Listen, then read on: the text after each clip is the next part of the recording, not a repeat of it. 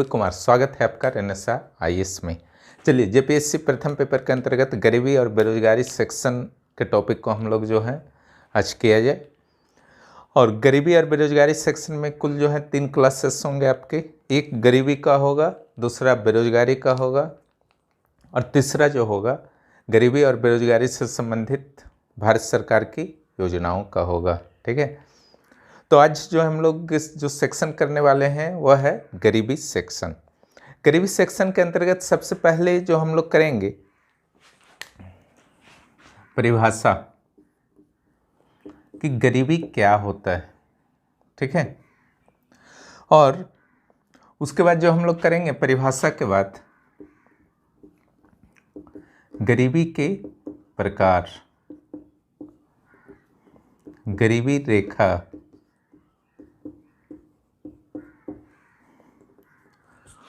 और इसके अलावा गरीबी पर उदारीकरण का प्रभाव,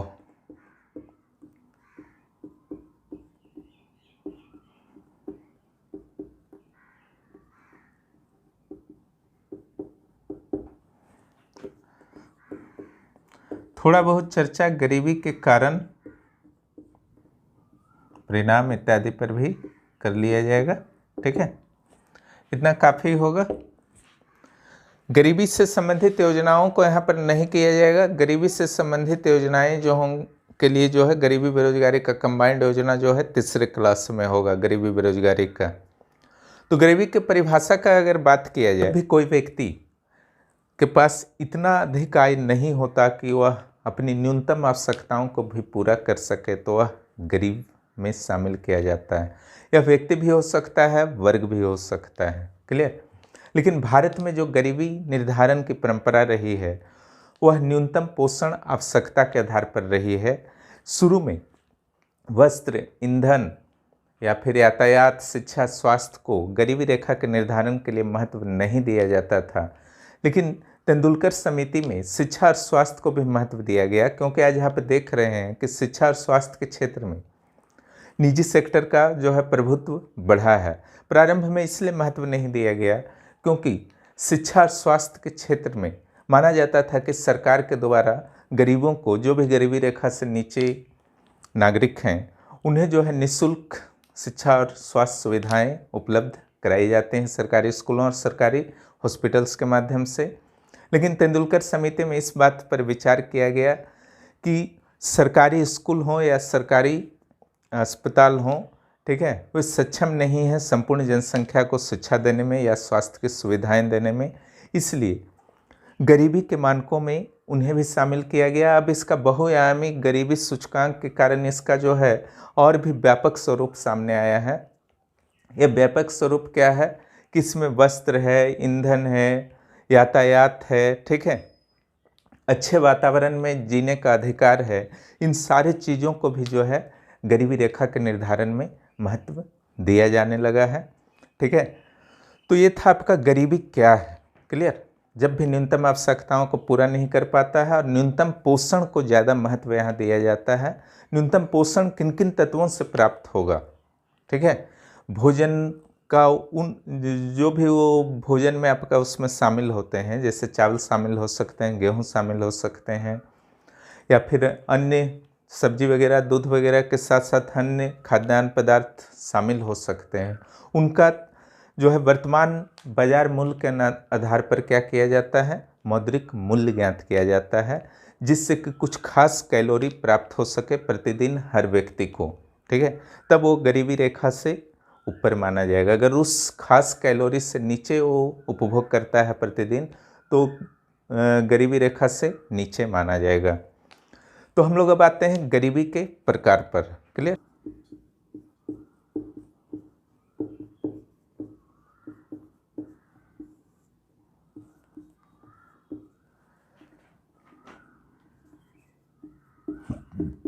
निरपेक्ष गरीबी, सापेक्ष गरीबी। क्लियर। निरपेक्ष गरीबी को जो है पूर्ण गरीबी भी बोलते हैं।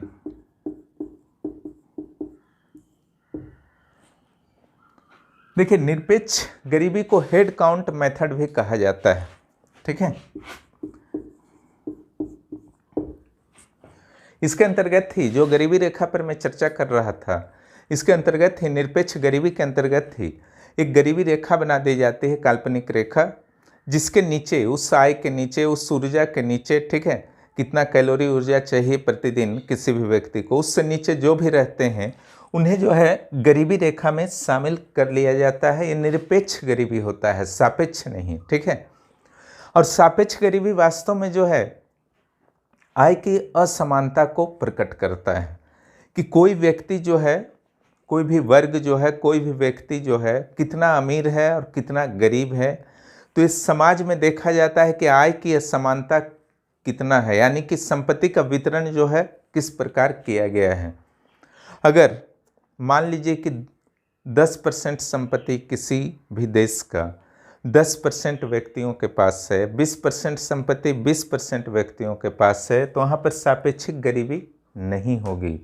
लेकिन अगर जैसा कि होता है नॉर्मली, वैसा तो होता नहीं है, वो आदर्श स्थिति है, वो संभव ही नहीं है, लेकिन जो होता है, ठीक है, उसके अनुसार लगभग 60-70% संपत्ति जो होता है 10 से 12% लोगों के पास होता है, ठीक है।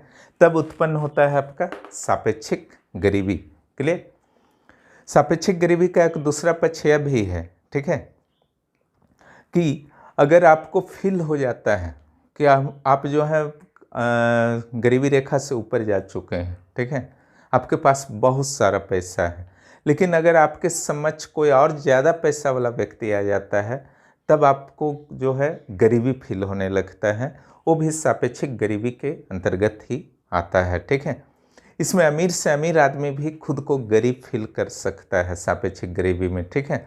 एक आय की असमानता को प्रकट करता है, तुलना ये होता है, ठीक है, दो व्यक्तियों के बीच में, दो वर्गों के बीच में, दो देशों के बीच में जब तुलना होता है तो सापेक्षिक गरीबी होता है कि उसके अपेक्षा कितना कोई जो है गरीब है, ये होगा रिलेटिव पॉवर्टी। क्लियर। तो ये आपका पहले हम लोग अध्ययन करेंगे निरपेक्ष गरीबी पर, फिर अध्ययन करेंगे सापेक्ष गरीबी पर। निरपेक्ष गरीबी जो है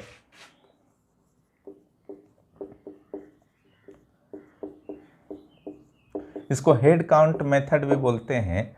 इसके अंतर्गत पहला बार जो प्रयास किया गया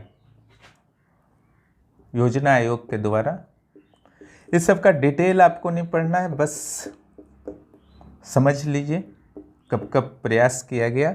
दूसरा प्रयास किया गया दांडेकर और रथ के द्वारा,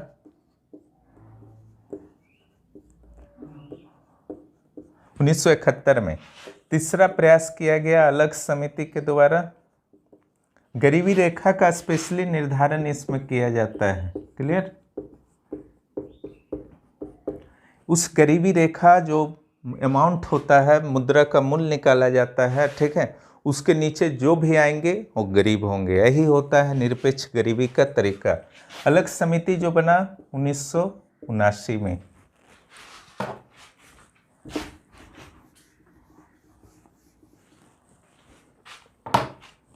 चौथा नंबर आते हैं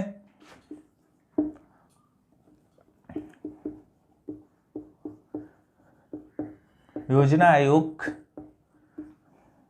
की एक टास्क फोर्स बना। एक टास्क फोर्स बनाया गया, ठीक है, 1977 में, ठीक है। इस टास्क फोर्स का नाम था task force on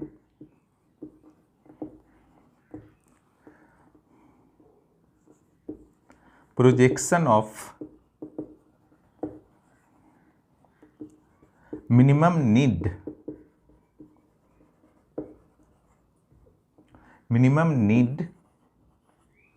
and effective consumption demands.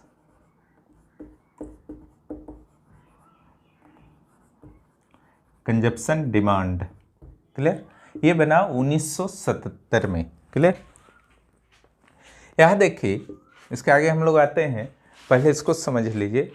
यहाँ पर जो आपका है 20 रुपया गरीबी रेखा के लिए निर्धारित किया गया था। योजना आयोग के द्वारा। ऐसे जो है योजना आयोग हो या अभी नीति आयोग हो, इन लोगों के द्वारा जो है कलेक्शन किया जाता है, हर चीज़ बताया जाता है कितना हो सकता है, लेकिन जो अंतिम रूप से आंकड़ा जारी किया जाता है वो NSSO के द्वारा किया जाता है। ठीक है, भारत सरकार के अधीन है एक संगठन, 1950 में उसका गठन हुआ था। गरीबी और बेरोजगारी का आंकड़ा कौन जारी करता है? NSSO, 1950 में गठित नेशनल सैंपल सर्वे ऑर्गेनाइजेशन। ठीक है, और अगर पूछा जाता है राष्ट्रीय आय वगैरह GDP वगैरह का कौन जारी करता है, तो है CSO, central statistical organisation. Clear, ये दोनों याद रखिएगा, बहुत ज़्यादा क्वेश्चन ये आता है। तो ये 20 रुपया बताया गया था, इसने 20 रुपया से अधिक बताया कि ये नहीं, ये गलत है, इतना कम नहीं हो सकता। ये दांडेकर और रथ ने 1971 में बताया। इसका बस ईयर याद रख लीजिएगा। ठीक है, अब आते हैं 1971 वाले जो योजना आयोग का था, इसका टास्क फोर्स का नाम याद रखने का नहीं जरूरत है, यहाँ पर जरूर याद रख लीजिएगा कि एक टास्क फोर्स का गठन हुआ था। कब हुआ था? 1977 में। किस लिए हुआ था? तो गरीबी रेखा के निर्धारण के लिए क्या उपाय किया जाए, ठीक है, क्या मानक अपनाए जाए, उस उद्देश्य से हुआ था। तो इसमें क्या सिफारिश हुआ था उसको देखिए। ठीक है, इस टास्क फोर्स ने सिफारिश किया कि पूरे देश के लिए, ठीक है, गरीबी रेखा के निर्धारण के लिए 2250 कैलोरी ऊर्जा सभी को मिलना चाहिए, ऐसा भोजन हो। क्लियर हो रहा है? 2250 कैलोरी हर व्यक्ति को ऊर्जा मिले एवरेजली, शहर गांव के यहाँ नहीं बात हो रही है। तो इस भोजन, किस भोजन से ये मिलेगा? वो भी संतुलित भोजन होना चाहिए। ठीक है, वो संतुलित भोजन परिवार के हर सदस्य को 2250 कैलोरी एवरेजली मिले, और उस भोजन से मिलेगा, उस भोजन का मूल्य कितना होगा, ठीक है, उस मूल्य के आधार पर एक गरीबी रेखा बनेगा। उससे कम जिनका इनकम है, ठीक है, उससे कम जिनका इनकम है वो सारे जो हैं गरीब में शामिल होंगे। और जो ग्रामीण क्षेत्रों के लिए बताया गया वो था 2400 कैलोरी, और शहरी क्षेत्रों के लिए जो बताया गया वो था 2100 कैलोरी। ठीक है, देखिए ग्रामीण क्षेत्रों में लोगों को ज़्यादा मेहनत करना पड़ता है, इसलिए वहाँ पर जो है ज़्यादा कैलोरी बताया गया। तो इस टास्क फोर्स के बाद चल रहा था किसी तरह से वर्क गरीबी रेखा पर, लेकिन गरीबी रेखा में एक क्रांतिकारी पॉइंट कब आया? 1993 में। क्लियर, जब लकड़ावाला समिति का जो है सिफारिश दिया गया, और इस समिति का गठन 1989 में किया गया था, और इसने 1993 में अपना रिपोर्ट दिया। तो चलिए अगला जो आते हैं हम लोग 5वां नंबर में, लकड़ावाला समिति। इसका 3 ही याद रखिएगा टास्क फोर्स का, 2250, 2100 और 2400। लकड़ावाला समिति जो आया,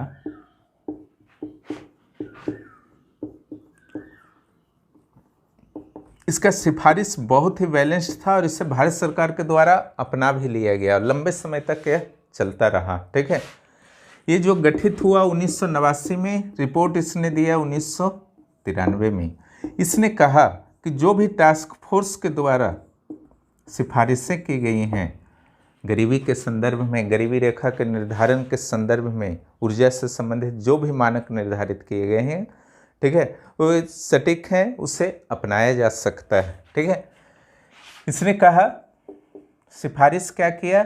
ग्रामीण क्षेत्र के लिए 2400 कैलोरी, और शहरी क्षेत्र के लिए 2100 कैलोरी। एक दूसरा जो कहा कि 1973-74 आधार वर्ष होना चाहिए।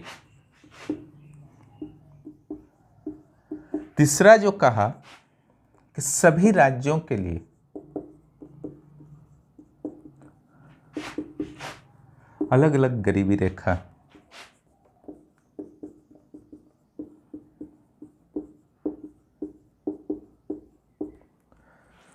लकड़ावाला समिति का कहना था कि हर राज्य के रहन सहन का स्तर, मूल्य का स्तर स्थानीय तौर पर अलग अलग होते हैं। इसलिए गरीबी रेखा के निर्धारण के दौरान कैलोरी तो आप सेम रख सकते हैं, 2400 कैलोरी और 2100 कैलोरी शहरों के लिए, लेकिन जब उस ये जो कैलोरी है वो जिन खाद्यान्न पदार्थों से प्राप्त होगा उसके मूल्य की गणना जब स्थानीय बाजार के अनुसार आप करेंगे तो पूरे देश में समान नहीं होगा। इसलिए बेहतर होगा, कहीं पर जो है चावल सस्ता है, कहीं महंगा है, कहीं मसाला सस्ता है साउथ इंडिया में तो नॉर्थ इंडिया में मसाला महंगा है।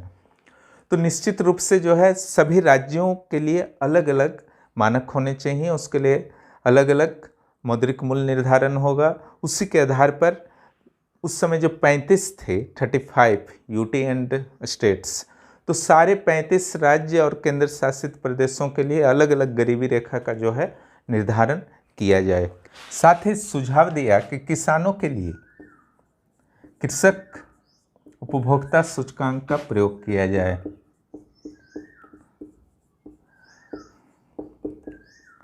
क्लियर? कृषक उपभोक्ता सूचकांक का प्रयोग किया जाए। उसी ढंग से इंडस्ट्री में जो वर्क करते हैं श्रमिक, ठीक है, उसके लिए श्रमिक उपभोक्ता सूचकांक का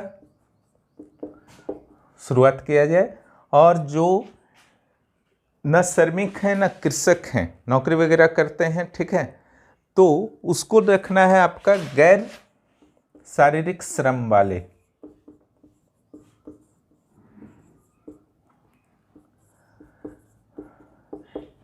तो यहाँ पर 3 आ रहा है, इन तीनों को समझ लीजिए। क्यों इसका प्रावधान रखा गया? क्योंकि आपने तो फिक्स कर दिया 2100 कैलोरी और 2400 कैलोरी। क्लियर? अब 2100 कैलोरी क्या चीज़ से प्राप्त होगा? ठीक है, मान लीजिए चावल, गेहूं, आटा कुछ से भी प्राप्त हो रहा है, तो उसका मूल्य तो स्टेबल होता नहीं है। हर साल कुछ ना कुछ क्या होता है, बढ़ता जाता है मूल्य। सिंपल सा बात है, मूल्य तो बढ़ता जाता है ना। क्यों बढ़ता है? मुद्रास्फीति के कारण बढ़ता है। इसीलिए कहा गया कि जो उपभोक्ता मूल्य सूचकांक का कृषक, श्रमिक और गैर शारीरिक श्रम जितना जितना % हर साल आता है, ठीक है, मुद्रास्फीति वाले क्लास देख लीजिएगा जिनको समझ में नहीं आता है मुद्रास्फीति, हर साल कुछ ना कुछ मूल्य में वृद्धि होती है। उतना वृद्धि जो है यहाँ पर भी गरीबी रेखा में भी आपको करना होगा। क्लियर? क्योंकि मौद्रिक मूल्य में वृद्धि होगा तो गरीबी रेखा का लेवल में भी वृद्धि होगा। क्लियर? अगर 100 रुपया था कृषक के लिए, अगर 100 रुपया आपका था, ठीक है, तो हो सकता है 110 हो जाए, तो गरीबी रेखा फिर 100 पर नहीं रहेगा, फिर 110 पर हो जाएगा। अगर 2400 कैलोरी गेन करने में कृषकों को क्या लग रहा है कि पहले 100 रुपया लगता था, मुद्रास्फीति बढ़ जाने के कारण 110 रुपया लग रहा है, ठीक है, 2400 कैलोरी गेन करने में, तो आपके जो हमारा जो गरीबी रेखा होगा वो कहाँ पहुँच जाएगा? 110 पर पहुँच जाएगा। ठीक है, उसी ढंग से इनका भी जो आपका काउंट होगा श्रमिक और गैर शारीरिक श्रम का, ठीक है, इन सभी के काउंट के अनुसार ही जो है उस राज्य की गरीबी रेखा एवरेज निकाल करके बनाया जाएगा। ठीक है, तो कितना बढ़ा या कितना घटा, मुद्रास्फीति तो घटता नहीं है, बढ़ता ही है। ठीक है, मान 100 रुपया से 108 हुआ कि 110 हुआ, 115 हुआ, तो ये सारा निर्धारण किससे होगा? सूचकांक का परसेंटेज से। जितना परसेंटेज होगा सूचकांक, उसी के अनुसार जो है निर्धारित किया जाता है कि गरीबी रेखा में हर वर्ष कितने रुपए की वृद्धि की जाए। क्लियर? इसका महत्व आप समझ गए होंगे, इसलिए लकड़ावाला समिति ने इसे शामिल करने की सिफारिश की।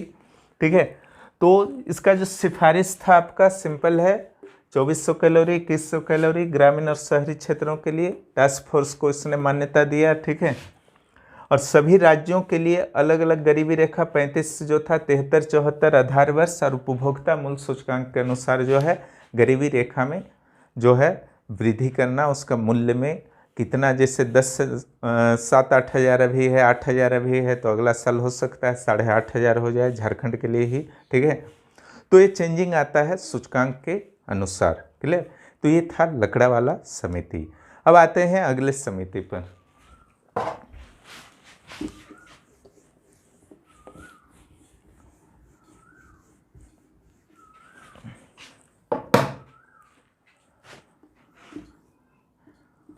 सुरेश तेंदुलकर समिति।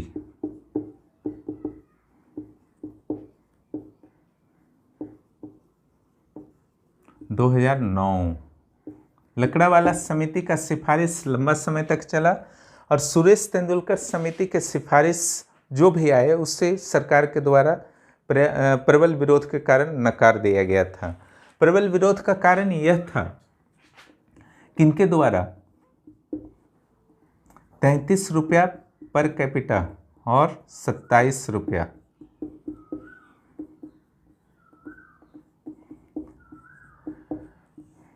एक व्यक्ति के लिए 1000 रुपया 816 रुपया, ठीक है, मंथ में, ये पर डे एक व्यक्ति का है। इन्होंने कहा कि शहर में अगर कोई व्यक्ति रहता है और वह 33 रुपया कमाता है, ठीक है, 33 रुपया से कम कमाता है तब गरीब होगा। अगर 33 रुपया कमाता है तो क्या होगा, अमीर हो गया, यानी कि उसे गरीबी रेखा में, गरीब में शामिल नहीं किया जाएगा। गरीबी से संबंधित जो भी सरकार की योजनाएं हैं उसका लाभ जो है उससे नहीं मिलेगा। और गांव में अगर रहता है तो 27 रुपया, ठीक है। अब पूरे मंथ का इन्होंने क्या कैलकुलेशन कर दिया कि अगर 1000 रुपया कोई कमाता है तो गरीब नहीं होगा और 816 रुपया अगर कमाता है तो वह गरीब नहीं होगा गांव के लिए, और शहर के लिए 1000 रुपया। इसका प्रबल विरोध हुआ, ठीक है। इसी अनुसार इन्होंने, सुरेश तेंदुलकर ने क्या किया था कि भारत में जो 2009-10 में कितना गरीबी बताया था, 21.9%, कि भारत में मात्र गरीब कितने हैं, 21.9%, यानी कि 22% के एवरेज, ठीक है। ये जो है समझ लीजिए एक मजाक की तरह था गरीबों के साथ। तो उसके बाद पर्याप्त प्रबल विरोध जब हुआ, यूपीए की सरकार थी उस समय, तो यूपीए की सरकार के बाद जो आपका क्या किया गया कि गठन किया गया एक दूसरा समिति, क्लियर, उसका नाम था सी रंगराजन समिति।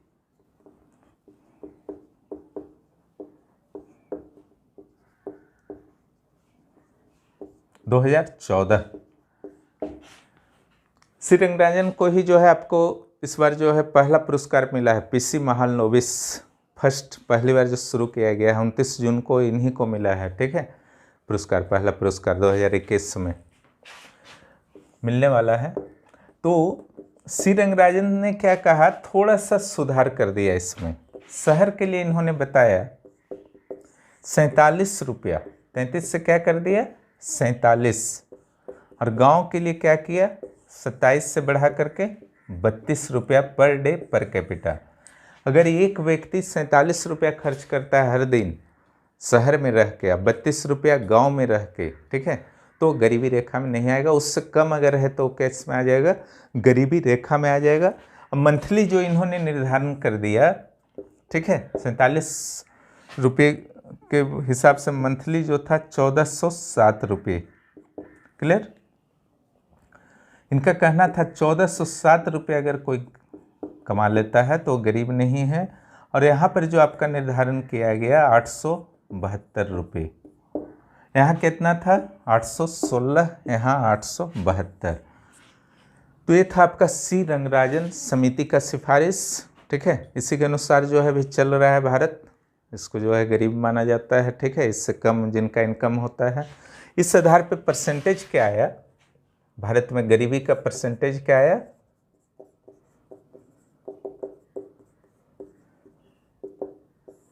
दो 2013-14 में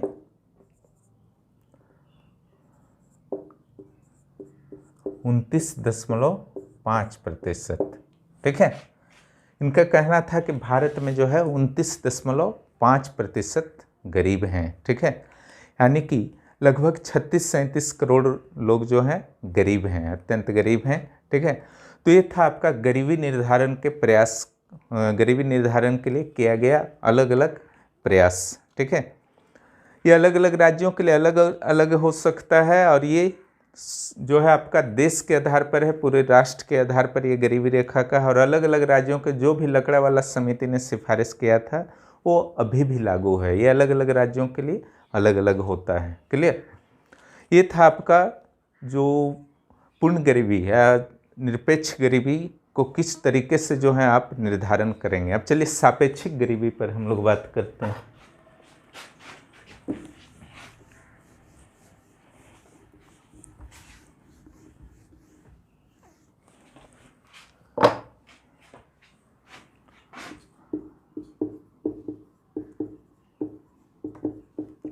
सापेक्षिक गरीबी आय की असमानता को प्रकट करता है, ठीक है। इसके लिए लॉरेंज वक्र और गिनी गुणांक का प्रयोग किया जाता है। लॉरेंज वक्र और गिनी गुणांक का प्रयोग किया जाता है। देखिए, लॉरेंज वक्र में व्यक्ति की संख्या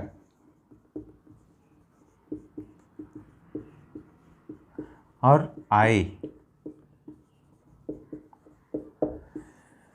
इसको लेते हुए क्या किया जाता है कि एक को एक्स अक्ष पर लिया गया, एक को वाई अक्ष पर, आय को वाई अक्ष पर लिया जाता है। इसको ले करके एक ग्राफ बनाया जाता है, ठीक है। उसी ग्राफ के अनुसार पता किया जाता है कि किसी भी देश में, समाज में जो है असमानता कितनी है। क्लियर। तो ग्राफ बनाने का कुछ विशेष नियम है लॉरेंज वक्र का, उसका जो है पालन आपको करना पड़ता है, ठीक है।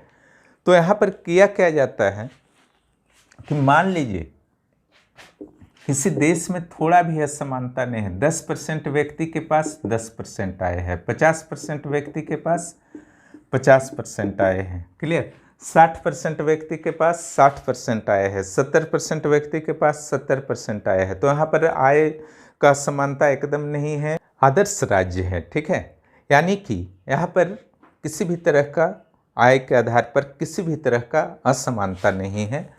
अगर आदर्श राज्य की आप कल्पना करते हैं जहाँ आय की असमानता नहीं है, तो वहाँ जो ग्राफ आएगा इस ढंग से आएगा, सीधा आएगा, ठीक है।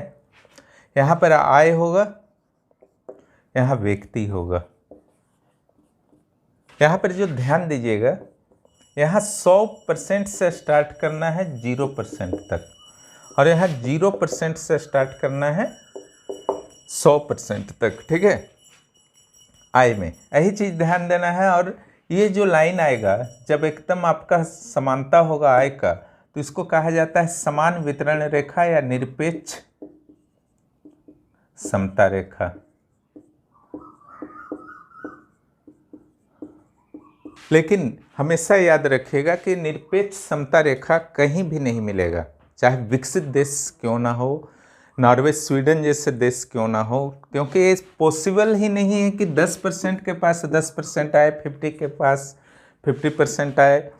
हर देश में कुछ न कुछ आय से संबंधित असमानताएं हो ही जाती हैं, ठीक है। तो होता क्या है इसका परिणाम कि लॉरेंज वक्र की उत्पत्ति होती है, ठीक है। कैसे उत्पत्ति होती है उसको देख लीजिए।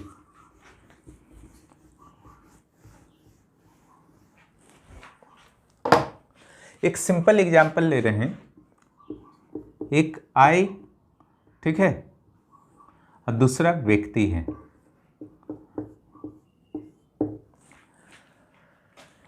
आय अगर आपका इधर है, वाई एक्सिस पर है, ठीक है, और एक्स एक्सिस पर है।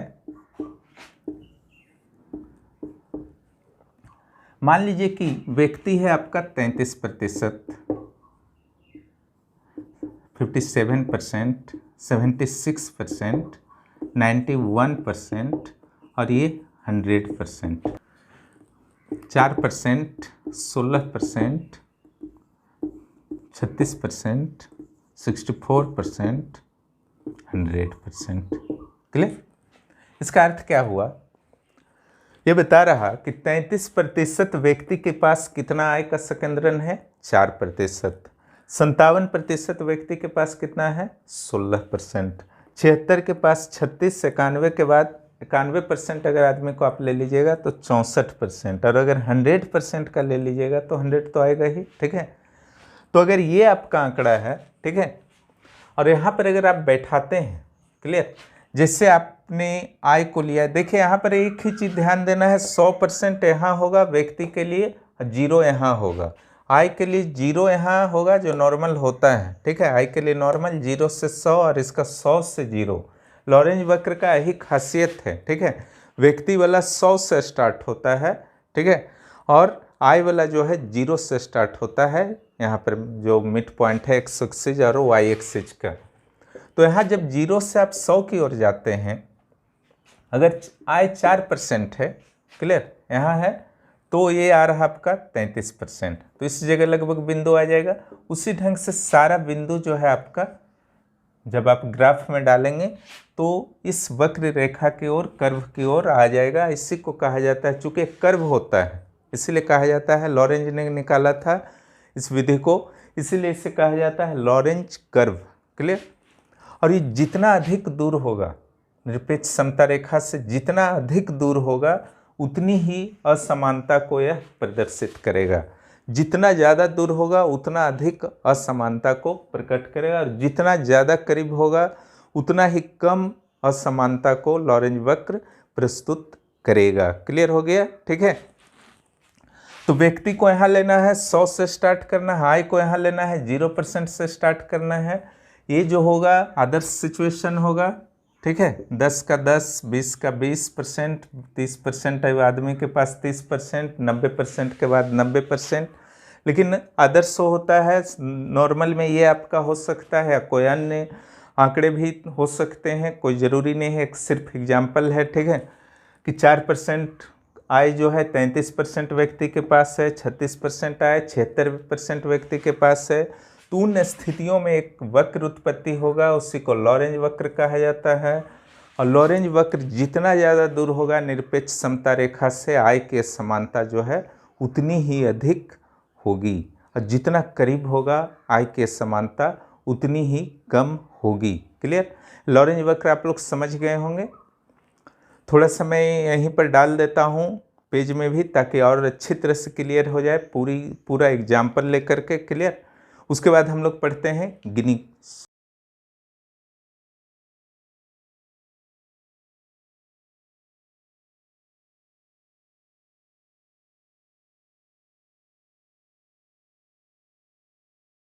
अब देखा जाए गिनी सूचकांक क्या होता है, क्लियर। देखिए गिनी सूचकांक जो है लॉरेंज वक्र से ही जुड़ा हुआ है, उससे अलग नहीं है।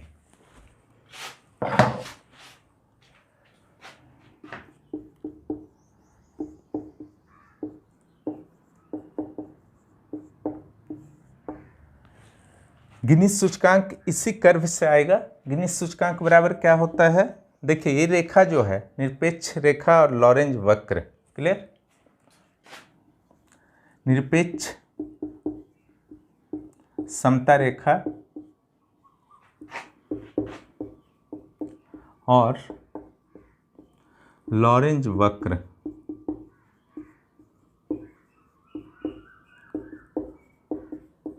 बीच का क्षेत्रफल,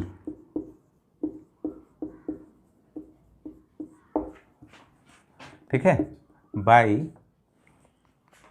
एक कंप्लीट त्रिभुज को अगर हम नाम दे देते हैं ABC,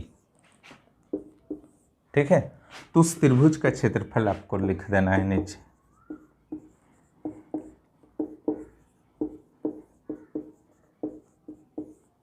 दूसरे शब्दों में आप बोल सकते हैं निरपेक्ष समता रेखा और एक्स वाई और एक्स एक्सिस के बीच का जो क्षेत्रफल है उसका क्षेत्रफल, ठीक है। तो यहाँ पर आप देखिए कि ये जितना ज़्यादा भागेगा विषमता, निरपेक्ष समता रेखा और लॉरेंज वक्र, ये वाला एरिया का बात हो रहा है, क्लियर। तो ये जितना होगा यहाँ पर लिखना है, और ये कंप्लीट का एरिया जितना होगा यहाँ लिखना होगा। मान लीजिए यहाँ पर 50 आया, क्लियर, और कंप्लीट है 100, ठीक है, तो गिनी सूचकांक क्या होगा,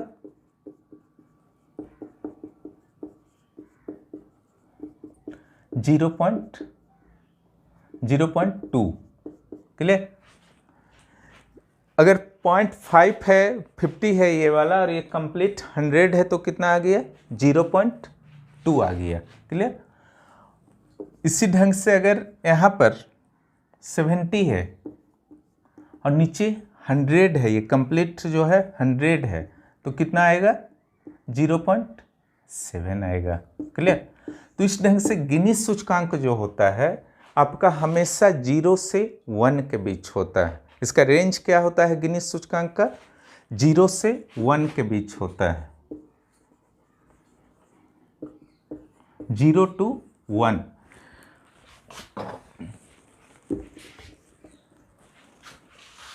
जीरो क्या सूचित करता है? असमानता का भाव, और एक क्या करता है? अत्यधिक असमानता।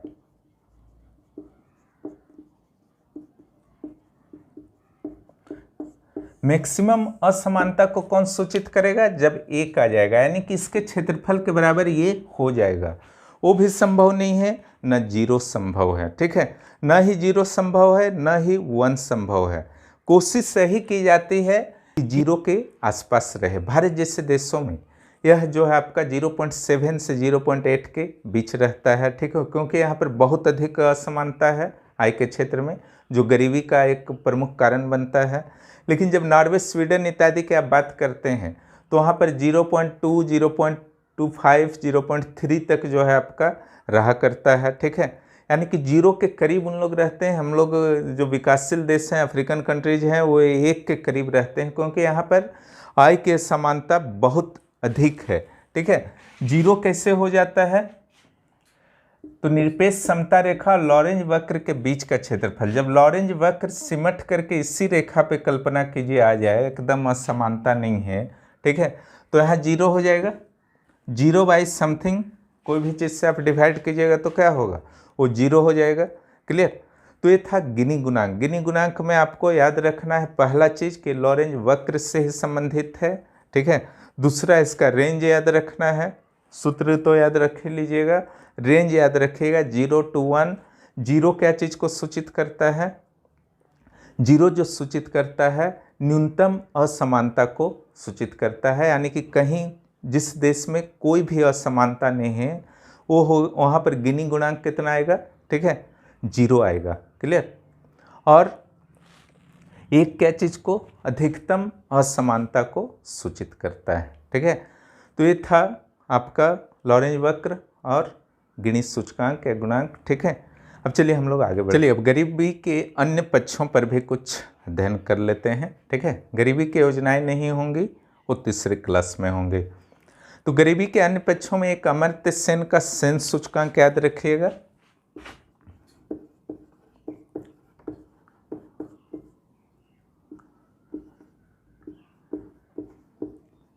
सेन सूचकांक, गरीबी का सेन सूचकांक 1973 में दिया गया था।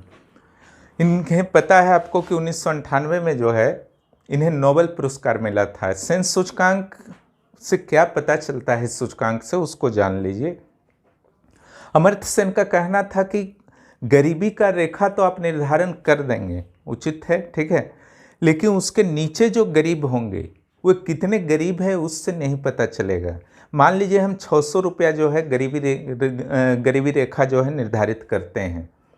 कोई व्यक्ति है राम, उसका जो है 500 रुपया है इनकम पर मंथ, 600 रुपया हम पर मंथ निर्धारित किए हैं, और कोई व्यक्ति का 50 रुपया है। दोनों तो गरीबी रेखा से नीचे है, एक 500 है और दूसरा 50 है, ठीक है, 10 गुना उसका जो है ज़्यादा इनकम है राम का श्याम से। श्याम का 50 ही है, तो किसको ज़्यादा सरकारी सहायता चाहिए, राम को कि श्याम को? तो श्याम को चाहिए, क्योंकि वह ज़्यादा गरीब है। तो ये चीज़ पता नहीं चलता गरीबी रेखा से, और ये चीज़ पता चलता है सेन सूचकांक से, ठीक है। यही चीज़ पर जोर दिया था अमर्त्य सेन ने कि आपको जो है गरीबी रेखा निर्धारण करना उतना महत्वपूर्ण नहीं है, उससे ज़्यादा महत्वपूर्ण है कि कौन व्यक्ति जो है कितने ज़्यादा गरीब हैं, ठीक है, उसका निर्धारण करेंगे, तब गरीबी के उन्मूलन में जो है मदद मिलेगा, ठीक है। ये पहला याद रखिएगा। दूसरा, ग्लोबल हंगर इंडेक्स को कर सकते हैं,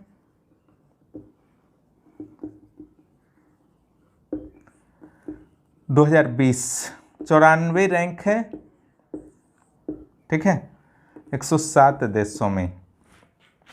इस मामले में भारत की स्थिति जो है पड़ोसी देशों से भी खराब है, पाकिस्तान जैसे देशों से भी खराब है, ठीक है, ग्लोबल हंगर इंडेक्स में।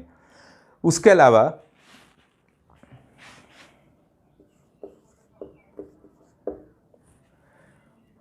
सबसे गरीब देश कौन है पूरा विश्व में? तो ये होगा सोमालिया। 99.2% लोग जो हैं यहाँ पर गरीब हैं, ठीक है। और अगर कहा जाएगा कि सबसे अधिक जो है गरीब जनसंख्या किस देश में है, तो होगा भारत प्रथम स्थान पर, और दूसरा स्थान पर होगा नाइजीरिया, ठीक है। अब हम लोग थोड़ा चर्चा कर लेते हैं गरीबी के कारण और प्रभाव पर, ठीक है। तो ये बहुत ज़्यादा महत्वपूर्ण नहीं है आपके प्रारंभिक परीक्षा के लिए, मुख्य परीक्षा के लिए ज़्यादा महत्वपूर्ण है। कारण देखिए, गरीबी का जो है उद्योग का पिछड़ापन, शहर का गरीबी, ठीक है, कृषि का पिछड़ापन, गांव का गरीबी, ठीक है, कुशलता नहीं होना जिसके कारण अर्न नहीं लोग कर पाते हैं और बेरोजगारी गरीबी के शिकार बन जाते हैं। बेरोजगारी जो है गरीबी का कारण बनेगा और परिणाम भी, अब बेरोजगारी का कारण बनेगा गरीबी, ठीक है, अब परिणाम भी, ठीक है, एक दूसरे का संबंध समझिए। अनियंत्रित जनसंख्या वृद्धि और अकुशल जो है मानव संसाधन, ठीक है, पूंजी का भाव। उसके अलावा जो आपका है कृषक का एक बहुत बड़ा वर्ग है हमारे देश में जो गरीबी के शिकार हैं, क्लियर। और ये जो कृषक वर्ग हैं वो गरीबी के शिकार जो हुए हैं कुछ अन्य कृषकों के कारण भी हुए हैं। जैसे धनी किसान हैं वो अपने हिसाब से एमएसपी वगैरह बढ़ा लेते हैं, ठीक है, मिनिमम सपोर्ट प्राइस। जो आंदोलन किसानों के द्वारा चला तो वहाँ पर एमएसपी के मुद्दे पर ही चल रहा था। एमएसपी बढ़ता है तो सिर्फ एमएसपी बढ़ता है तो धनी किसानों को ज़्यादा लाभ होता है, लेकिन खाद्यान्न का रेट जो है मार्केट में बढ़ जाता है। तो जो ज़्यादा गरीब होते हैं भारत के पूर्वी राज्यों जैसे उड़ीसा हुआ, बंगाल हुआ, बिहार, झारखंड, तो यहाँ के किसानों को बहुत दिक्कतों का सामना करना पड़ता है, ठीक है, क्योंकि उनकी क्रय शक्ति इतनी नहीं होती, उनके पास इतना पैसा नहीं होता कि वे महंगे खाद्यान्न खरीद सकें और वो अंततः गरीबी का शिकार बन जाते हैं। वही जो थे कारण थे। अब चलिए परिणाम पर हम लोग बात करते हैं। तो गरीबी का परिणाम क्या होता है? तो बेरोजगारी होता है, ठीक है। उसके अलावा आप मान सकते हैं कि देश के विकास में ये जो है बहुत बड़ा बाधक होता है। अगर सामाजिक तौर पर आप देखें तो क्या क्या प्रॉब्लम्स आ सकते हैं? तो अपराध में वृद्धि हो सकती है। गरीबी के कारण अगर किसी को खाना नहीं मिलेगा, ठीक है, कहीं वो रोजगार भी प्राप्त नहीं कर पा रहा तो उसका माइंड कहीं ना कहीं क्राइम की ओर चला जाता है, वो लूटपाट चोरी चमारी में भिड़ जाता है, ठीक है। तो समाज में अनैतिकता का जन्म होता है तरह तरह से, ठीक है। भिक्षावृत्ति की प्रवृत्ति में जो है वृद्धि हो सकती है। उसके अलावा अंधविश्वास का प्रभाव भी देखा गया है। अगर गरीबी लाख प्रयास के बाद भी किसी का दूर नहीं हो पा रहा है तो कहीं ना कहीं ज्योतिष के चक्कर में पड़ जाते हैं, ठीक है, और उनका उस तरीके से भी फिर शोषण होता है और मानव संसाधन कुशल नहीं बन पाता है, क्योंकि गरीबी जो होता है एक दुष्चक्र होता है, ठीक है। गरीबी जो होता है पीढ़ी दर पीढ़ी फिर चलता रहता है, क्योंकि किसी भी परिवार में अगर गरीबी है तो अगला पीढ़ी को बहुत ही सक्षम नहीं बना पाता है जिससे वह ज़्यादा से ज़्यादा अर्न कर सके, ठीक है। तो ये सारे जो आपके हैं प्रभाव है। और गरीबी के कारण जो भी आपका बताया गया, मैंने पहले ही बताया कि बेरोजगारी, जनसंख्या वृद्धि, ये सब भी आपका दोनों कारण परिणाम सारा है गरीबी का। तो ये सारा जो आपका परिणाम है, इसके अलावा उदारीकरण की हम लोग बात करें कि उदारीकरण का क्या प्रभाव पड़ा। जहाँ आपको पता है कि 1991 में भारत ने व्यवस्था में एलपीजी को अपनाया था, ठीक है, उदारीकरण, निजीकरण और वैश्वीकरण को। तो माना जाता है कि उदारीकरण का जो है गरीबी पर सकारात्मक प्रभाव पड़ा है, बोल सकते हैं, यानी कि गरीबी ज़्यादा बढ़ी है। कहा जाता है उदारीकरण और वैश्वीकरण के कारण गरीब और गरीब हुए हैं, अमीर और अमीर हुए हैं, ठीक है। तो इस संदर्भ में भारत में 2000 ईस्वी के आसपास डॉक्टर गौरव दत्त और डॉक्टर एसपी गुप्ता के द्वारा अध्ययन किया गया। उनका कहना था कि 1973 से अगर 1990 के ट्रेंड को देखें तो भारत में प्रत्येक वर्ष 2.2% की दर से गरीबी घट रही थी, ठीक है। और ये गरीबी जो घट रही थी वो शहर में भी घट रही थी और गांव में भी। लेकिन 1990 के बाद का अध्ययन उन्होंने जो 2000 तक का दिया है, ठीक है, उसमें उन्होंने कहा कि शहरी गरीबी तो घट रही थी उदारीकरण के बाद, लेकिन ग्रामीण गरीबी में जो एक कमी आ रही थी 1973 से 1990 के दौरान, वो कमी जो थी अब रुक चुकी थी, ठीक है। ग्रामीण गरीबी जो था स्टेबल बना हुआ रहा, यानी कि उदारीकरण का लाभ नहीं मिल पाया। इसका सिंपल सा कारण आपको बताता हूँ मैं, क्योंकि जो उदारीकरण, निजीकरण और वैश्वीकरण के केंद्र बिंदु में इंडस्ट्री थे, ठीक है, व्यापार थे, कहीं से कृषि नहीं था। कृषि में निवेश को हमेशा कहीं ना कहीं हतोत्साहित किया गया। 4% की जो विकास दर थी वो कभी भी प्राप्त नहीं किया जा सका उदारीकरण के काल में। कोरोना काल जो आपका एक आया, ठीक है, कोरोना काल ने भी गरीबी को बढ़ाया, क्योंकि रोजगार छिन गया उद्योगों के बंद होने के कारण और अन्य आर्थिक गतिविधियों के बाधित होने के कारण, ठीक है। तो कोरोना काल जब आया तो आप देखते हैं कि उस दौरान लोग कृषि पर डिपेंड हुए, ठीक है। तो कृषि में विकास दर अच्छा खासा रहा 2020 में, ठीक है। फिर एक कोरोना की दूसरी लहर आई है, ठीक है, और अभी जो है आपका कृषि का सीजन भी आने वाला है जून माह से, धान का जो सबसे प्रमुख फसल है भारत का। तो फिर आशा है कि इस बार भी कृषि में विकास दर अच्छा रहेगा। लेकिन अगर हम बात करें 1990 से 2020 तक का, तो 2020 ही ऐसा वर्ष रहा जहां 3% से ऊपर विकास दर रहा कृषि में। अब कृषि पर डिपेंड है 60% से ऊपर जनता प्रत्यक्ष रूप से, और उस कृषि की स्थिति ऐसी हो रही है, जीडीपी में योगदान घटता जा रहा है, तो निश्चित रूप से कहीं ना कहीं कृषकों की आय में कमी आई है, और कृषक बड़ी संख्या में भारत में है, तो गरीबी के शिकार होते गए, ठीक है। तो ये आपका जो है उदारीकरण का एक नकारात्मक प्रभाव पड़ा कृषि पर, और इसके कारण भारत में गरीबी बढ़ी है, क्योंकि उदारीकरण में पेशेवर लोगों का ज़्यादा महत्व होता है, जो अच्छी तरह से प्रशिक्षित हैं, और प्रशिक्षित लोगों का बहुत ज़्यादा महत्व नहीं होता है, ठीक है। तो कुल मिलाकर के उदारीकरण का जो है बहुत ही खराब प्रभाव पड़ा है भारत पर, ठीक है, गरीबों पर। और जो कहा गया कि उदारीकरण जो है मानवतावादी होना चाहिए, उस चीज़ पर सरकार को अब ध्यान देना चाहिए। तो इस ढंग से ये गरीबी का टॉपिक था। यहाँ आपने गरीबी का परिभाषा पढ़ा, गरीबी का प्रकार पढ़ा, ठीक है, निरपेक्ष और सापेक्ष। निरपेक्ष कई तरीकों से गरीबी रेखा के निर्धारण के लिए प्रयास किए गए, ठीक है, योजना आयोग से लेकर के आपका लास्ट में जो आपके थे सी रंगराजन समिति तक। और सापेक्षिक गरीबी के लिए लॉरेंज वक्र और गिनी गुणांक के बारे में आपने जाना। कुछ भी कन्फ्यूजन हो लॉरेंज वक्र और गिनी गुणांक के बारे में, तो आप जो है कमेंट बॉक्स में कमेंट ज़रूर कीजिएगा, ठीक है, मैं क्लियर कर दूंगा। इसका नोट्स मैंने इंक्लूड कर ही दिया है थोड़ा सा इसको, ताकि ज़्यादा क्लियर हो जाए, है ना। वैश्वीकरण का प्रभाव क्या पड़ा है वो पढ़ा। सेंस सूचकांक के बारे में आपने जाना। गरीबी के कारण परिणाम की हल्की फुल्की चर्चा की गई, ठीक है, हालांकि वो केंद्र बिंदु में हमारा नहीं था आज, फिर भी मैंने चर्चा कर दिया। अब जो है आपके अगले क्लास होंगे बेरोजगारी, और उसके बाद जो होंगे गरीबी और बेरोजगारी से संबंधित योजनाएं, ठीक है। ये खत्म हो जाएगा फिर गरीबी बेरोजगारी सेक्शन, उसके बाद हम लोग इन करेंगे यूएनओ में। आप लोग जुड़े रहें इस चैनल से, और दोस्तों को भी इस चैनल के बारे में बताएं, और जो भी नए हैं इस चैनल पर सब्सक्राइब करें। यहाँ पर अत्यधिक मात्रा में सामग्रियाँ और उच्च स्तरीय क्लास प्रदान करने की कोशिश की जा रही है, उसका लाभ उठाएं। और जेपीएससी की तैयारी अच्छी तरह से करते रहें, डेट का वेट मत कीजिए, ठीक है।